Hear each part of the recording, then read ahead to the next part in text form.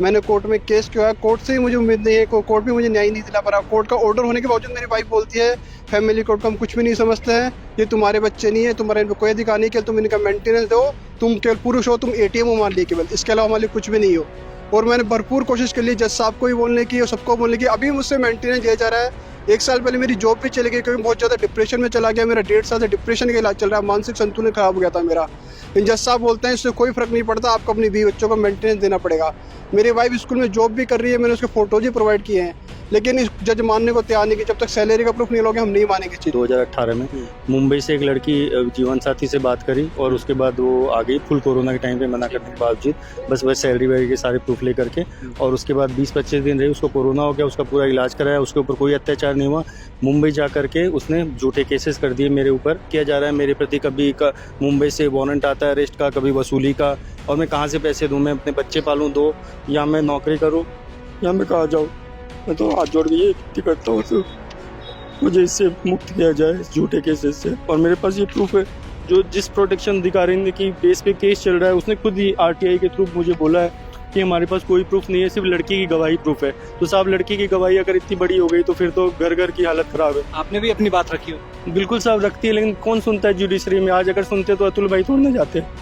ये तो शहीद है हमारे लिए, जिन्होंने आज आप हमारी बात सुन पा रहे हो सर, नहीं तो हम तो चिल्ला रहे हैं इतने दिनों से, कौन सुनता है हमारी। बेंगलोर के अतुल सुभाष इंजीनियर, जिसने घरेलू हिंसा के चलते सुसाइड कर लिया था।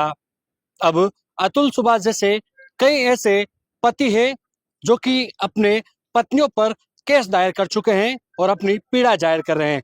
सालों से कोर्ट में केस पेंडिंग चल रहे हैं, न्याय नहीं मिल रहा है। लेकिन अब जयपुर के शहीद स्मारक पर, माफ कीजिएगा, अमर जवान ज्योति पर अतुल सुभाष को इन्होंने श्रद्धांजलि दी है और खुद की आवाज भी बुलंद कर रहे हैं। क्या नाम है आपका? मैं रमाकांत शर्मा जयपुर से हूँ। मेरी पत्नी ने मेरे ऊपर झूठा मेंटेनेंस का और डीवी का केस किया हुआ है। मैं गुड़गांव में जॉब करता था एज IT इंजीनियर, और मेरी माताजी को कोविड हुआ था। कोविड काल के दौरान 6 महीने आईसीयू में भर्ती थी, उस दौरान उसने झूठा केस कर दिया और मैं कोर्ट में नहीं जा पाया। कोर्ट ने मेरे बिना प्रूफ देखे मुझ पे 40,000 का मेंटेनेंस बांध दिया मंथली। उसके बाद में मैंने बहुत कोशिश की कोर्ट में न्याय पाने की, मुझे न्याय नहीं मिला। और उसके बाद में मैंने वाइफ को भी खूब समझाने की कोशिश की, मुझे बच्चों से नहीं मिलने देगा। मेरा 13 साल का बेटा है, 10 साल की बेटी है, दोनों बच्चों से मुझे नहीं मिलने दिया जाता है। मैंने कोर्ट में केस किया है, कोर्ट से ही मुझे उम्मीद नहीं है, कोर्ट भी मुझे न्याय नहीं दिला पा रहा। कोर्ट का ऑर्डर होने के बावजूद मेरी वाइफ बोलती है फैमिली कोर्ट को हम कुछ भी नहीं समझते हैं, ये तुम्हारे बच्चे नहीं है, तुम्हारे इन पे कोई अधिकार नहीं, केवल तुम इनका मेंटेनेंस दो, तुम केवल पुरुष हो, तुम एटीएम हो हमारे लिए केवल, इसके अलावा हमारे लिए कुछ भी नहीं हो। और मैंने भरपूर कोशिश कर ली जज साहब को ही बोलने की और सबको बोलने की, अभी मुझसे मेंटेनेंस दिया जा रहा है। 1 साल पहले मेरी जॉब भी चली गई क्योंकि बहुत ज़्यादा डिप्रेशन में चला गया, मेरा 1.5 साल से डिप्रेशन का इलाज चल रहा है, मानसिक संतुलन खराब हो गया था मेरा। जज साहब बोलते हैं इससे कोई फर्क नहीं पड़ता, आपको अपनी बीवी बच्चों को मेंटेनेंस देना पड़ेगा। मेरी वाइफ स्कूल में जॉब भी कर रही है, मैंने उसके फोटोज ही प्रोवाइड किए हैं, लेकिन इस जज मानने को तैयार नहीं कि जब तक सैलरी का प्रूफ नहीं लोगे हम नहीं मानेंगे इस चीज़ को। और मेरे से मेंटेनेंस दिया जा रहा है और मैं उधार कर करके पैसा उसको मेंटेनेंस दे रहा हूँ। मेरी प्रॉपर्टी बिक गई है, बोलते हैं तुम्हारे माँ बाप को घर से निकाल दो, अनाथ आश्रम भेज दो और इस घर को बेच के सारा पैसा हमारे को दो, तब हम तुम्हें झूठे केस से मुक्त करेंगे, नहीं तो कानून हमारे साथ है और हम तुमसे निरंतर मेंटेनेंस देते रहेंगे। 3 साल से केस चल रहा है। आपके साथ भी कुछ ऐसे ही हुआ है? जी सर, मेरा नाम दिवाकर है और मेरे 2 बच्चे हैं। मेरी फर्स्ट वाइफ कैंसर से एक्सपायर हो गई 2018 में। मुंबई से एक लड़की जीवन साथी से बात करी और उसके बाद वो आ गई फुल कोरोना के टाइम पे मना करने के बावजूद, बस सैलरी वैलरी के सारे प्रूफ लेकर के। और उसके बाद 20-25 दिन रही, उसको कोरोना हो गया, उसका पूरा इलाज कराया, उसके ऊपर कोई अत्याचार नहीं हुआ। मुंबई जा करके उसने झूठे केसेस कर दिए मेरे ऊपर। क्या आरोप लगाए? डोमेस्टिक वायलेंस का, मारपीट करता था और प्रताड़ित करता था और गंदे तरीके से वो सब चीज़ें करता है, जो कि हम लोग कभी इस तरह के लोग नहीं। मेरा उससे ना कोई फिजिकल रिलेशन बना, ना कोई कम्युनिकेशन हुआ, बस खाली वो रही, बस उसने एक साक्ष्य फोटोग्राफी करी, ना हमारा कोई सप्तपदी हुआ, कोई कुछ भी नहीं हुआ। बस उसने एक तरह से अपने को मुझे अकेला समझ के मुझे रेकी करके आई, ठग के चली गई। और मुझे बहुत प्रताड़ित किया जा रहा है मेरे प्रति, कभी मुंबई से वारंट आता है अरेस्ट का, कभी वसूली का, और मैं कहाँ से पैसे दूँ, मैं अपने बच्चे पालूँ दो, या मैं नौकरी करूँ, या मैं कहाँ जाऊँ। मैं तो हाथ जोड़ के ये विनती करता हूँ तो मुझे इससे मुक्त किया जाए, इस झूठे केसेस से। और मेरे पास ये प्रूफ है, जो जिस प्रोटेक्शन अधिकारी ने की बेस पे केस चल रहा है, उसने खुद ही आरटीआई के थ्रू मुझे बोला है कि हमारे पास कोई प्रूफ नहीं है, सिर्फ लड़की की गवाही प्रूफ है। तो साहब, लड़की की गवाही अगर इतनी बड़ी हो गई तो फिर तो घर घर की हालत खराब है। आपने भी अपनी बात रखी हो? बिल्कुल साहब रखती है, लेकिन कौन सुनता है जुडिशरी में। आज अगर सुनते तो अतुल भाई थोड़े ना जाते। ये तो शहीद है हमारे लिए, जिन्होंने आज आप हमारी बात सुन पा रहे हो सर, नहीं तो हम तो चिल्ला रहे हैं इतने दिनों से, कौन सुनता है हमारी। पुरुषों को तो बस यही समझा जाता है मरने के लिए। यही बोलते हैं, जज ने बोल दिया मर जाओ, अपने बच्चों के साथ पैसे दे दो। क्या करूं मैं? बच्चों को देख के जिंदा हूँ साहब, नहीं तो क्योंकि घर में कोई भाई बंधु नहीं है, ताऊ चाचा नहीं है, क्या करेगा आदमी? नहीं तो क्या पता मैं भी अतुल बन जाता। यही पीड़ा आपके बच्चे भी सहन कर रहे हैं जो पहले कर रहे पीढ़ी ना। के हैं। और मेरी फर्स्ट वाइफ के जो बच्चा है, एक बच्चा, वो थोड़ा स्ट्रांग नहीं है मेंटली फिजिकली, उसकी दवाइयाँ चल रही है। मैंने सब बोला जज को कि भाई मेरा ऑब्जेक्शन है, इस पे ध्यान दिया जाए। 8 महीने हो गए, कोई ऑब्जेक्शन का रिप्लाई लड़की से नहीं मांगा जाता है। वो लड़की यूएस घूम रही है, उसको पैसे की जरूरत नहीं, वो खाली हरास कर रही है पैसे के लिए मुझे। उससे कोई सबूत नहीं मांगे जा रहे। ये देखो, ये आरटीआई का रिप्लाई है जो कि खुद जिला महिला बाल अधिकारी मुंबई ने दिया है, और ये खुद बोल रहा है कि मेरे पास कोई प्रूफ नहीं है किसी भी तरीके का। तो without proof without evidence act ही आप कानून का मजाक बना रखा है, पुरुषों को खाली परेशान करने के लिए, जुडिशरी का परेशान करने के लिए। कदम गलत उठाया अतुल सुभाष ने, लेकिन पीड़ा आप भी सहन कर रहे हो। सर, मेरा नाम निधीश तिवारी है। मैं पेशे से एक शिक्षक हूं और एक सामाजिक कार्यकर्ता भी हूं। मैं अतुल जी के केस में एक इम्पॉर्टेंट बात प्राइम मिनिस्टर श्री नरेंद्र मोदी और सुप्रीम कोर्ट के जस्टिस चीफ जस्टिस के सामने रखना चाहता हूं कि अतुल सुभाष जी का मेन इतना जो इनने जो कदम उठाया, उसका मेन कारण था कि उनको उनके बच्चे से क्या है काफ़ी समय से मिलने नहीं दिया जा रहा था। और एक ये सामाजिक समस्या बन गई है कि जब भी कोई मैरिटोरियल डिस्प्यूट होता है, उस केस में जो भी पेरेंट्स होता है, उसको जिसके पास भी अनऑफिशियली कस्टडी है बच्चे की, तो दूसरा पेरेंट उससे मिलने नहीं देता है।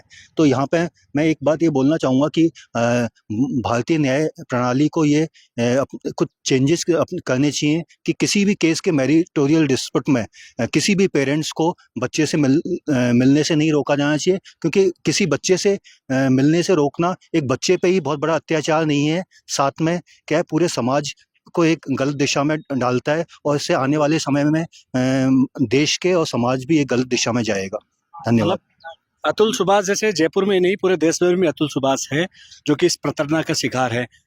क्या किया जाए जिससे ये बदलाव हुआ है और ऐसी घटनाएं रोकी जाए?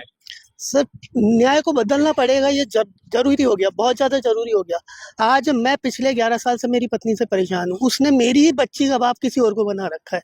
मैं उससे मिलने जाता हूँ तो आदर्श नगर थाने में जाकर के अप्रोच लगा करके वो वहाँ पे मेरे को 4 बार 151 में बंद करवा चुके हैं। पिछले साल भी 1 नवंबर 2023 करवा चौथ वाले दिन मैं घूम रहा था, मॉर्निंग वॉक कर रहा था, मेरी वाइफ पीछे से मुझे मारती मारती आई, मेरे प्रीमिसेस में घुस गई। मेरे को मेरे लैंडलॉर्ड ने और सामने मंदिर का पुजारी है, उन लोगों ने बचाया। और उसके बाद मैं सीधे वहां से आदर्श नगर थाने पहुंच गई। अपने भाई, उसका फ्रेंड गोपेश्वर प्रसाद गुप्ता, जिसकी जनता कॉलोनी बहुत अच्छी चलत है, जाकर के मेरे को ही 151 में बंद करवा दिया। अगर रिचर्स मेरे साथ नहीं होती तो शायद मैं 5वीं बार शांति भंग में 6-7 महीने जेल में सड़ रहा होता। इन्होंने आकर के मुझे निकाला है, इन्होंने मीडिया के लिए कहा, तब जाकर के। ऋचा सैनी जो कि महिला आयोग तो सुना है, ये पुरुष आयोग की मांग करी एक महिला होने के नाते, और उसके बाद लगातार आप पुरुष आयोग के गठन की मांग कर रहे हो। अतुल सुभाष की घटना, इसके बाद देखिए, अतुल सुभाष जी की जो घटना हुई है, ये बहुत ज्यादा पीड़ित मतलब हो गए थे शायद, और बहुत ज्यादा ही दयनीय स्थिति इनकी हो गई थी। तब कहीं जाके इन्होंने आत्मदाह जैसा डिसीजन लिया। आत्मदाह करना बहुत इजी नहीं होता है। वो इतने प्रताड़ित थे कि उसकी वजह से इन्होंने ये किया। अब इनके इस सिचुएशन के बाद में जो मैं पिछले 1.5 साल से मांग करे जा रही हूँ कि पुरुष आयोग होना चाहिए, सब लोग मजाक समझते थे कि ये कैसी चीज होती है, पुरुष कहाँ प्रताड़ित हो सकता है। एग्जाम्पल्स आपके सामने है, कई केसेस ऐसे भी हैं जो बाहर आते ही नहीं है। कुछ लोग बिहाइंड द सीन जाके सुसाइड अटेम्प्ट कर लेते हैं, जिनको अलग नाम दे दिया जाता है। लेकिन अब आज जब अतुल सुभाष जी भाई का जब इन्होंने एक्चुअली में सुसाइड नहीं करा, दैट वाज अ मर्डर, तो मैं उसके बाद में मेरा फर्स्ट स्टेप होगा कि राजस्थान में डिमांड कर रही हूँ, और नेशनल लेवल पे बात नहीं कर रही हूँ। राजस्थान के अंदर कम से कम हर थाने के अंदर जैसे एक महिला डेस्क होती है, ऐसे पुरुष डेस्क भी होनी चाहिए, जो मेरा अब पहला टारगेट होगा, जिसके लिए अब मैं शुरुआत कर चुकी हूँ। देखिए, महिला होने के नाते आवाज बुलंद कर रही हैं, लेकिन जिस तरह से अतुल सुभाष की जो घटना हुई, उसके बाद जयपुर के कई अतुल सुभाष सामने आ रहे हैं जो कि खुद सालों से पीड़ित हैं, लेकिन कोर्ट में इनकी बात नहीं सुनी जा रही। ऐसों में ऋचा सैनी लगातार पुलिस आयोग की माफ कीजिएगा पुरुष आयोग की मांग कर रही हैं, और साथ ही जो पुलिस थाने है वहां पर भी महिला डेस्क के जैसे पुरुष डेस्क भी होनी चाहिए, ताकि इनकी बात भी सुनी जाए। कैमरा सहयोगी मनोज के साथ विशाल शर्मा, जयपुर, राजस्थान तक।